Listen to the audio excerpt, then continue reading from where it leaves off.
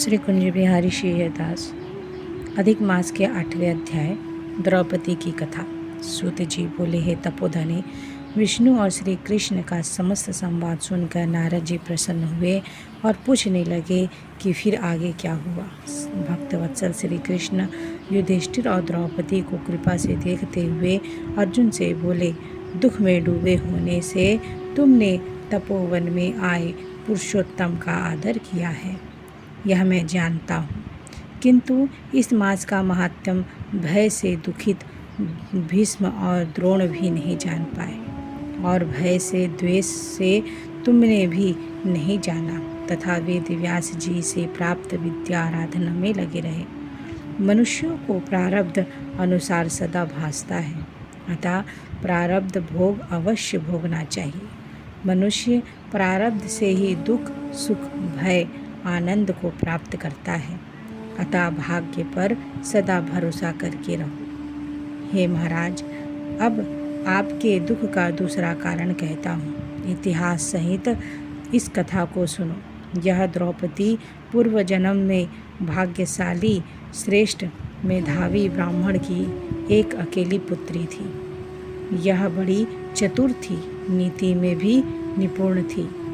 माता पहले मर जाने से पिता ने पाला पोसा था।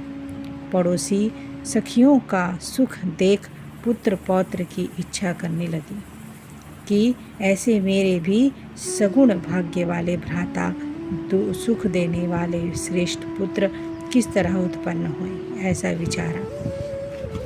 ऐसा विचारा, परंतु प्रारब्ध ने तो पहले ही नाश कर दिया था। क्या कर्म करके एक सुरेश्वर को भजूं, किस मुनि के पास जाऊं, किस तीर्थ में जाकर वहाँ रहूं, ऐसा भाग्य कैसा सो गया मेरा। बड़े आश्चर्य की समस्या हो गई।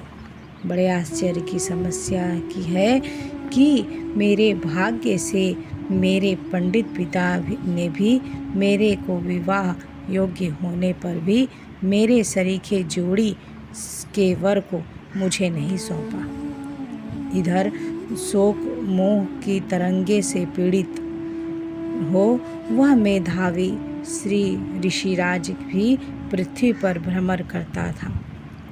कन्यादान के निमित्त जोड़ी का वर ढूंढने पर वैसा वर नहीं मिलने से जब अपने मनोरथ में निराश हो गया, तब ऋषिराज शरीर में व्याप्त दुख की तीव्र ज्वर से व्याकुल और श्वास के ऊपर श्वास के से युक्त दारुण मूर्छा से ग्रसित गिरता पड़ता हुआ पृथ्वी पर लेट गया।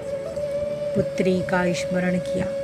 जब तक पुत्री भय से व्याकुल हो पिता के पास आवे, तब तक वह मरने की सरीखा हो गया था। देवयोग के अकस्मात कांपता हुआ वह हरि में मन लगाता हुआ श्री हरि पुरुषोत्तम भगवान को इस प्रकार स्मरण करने लगा।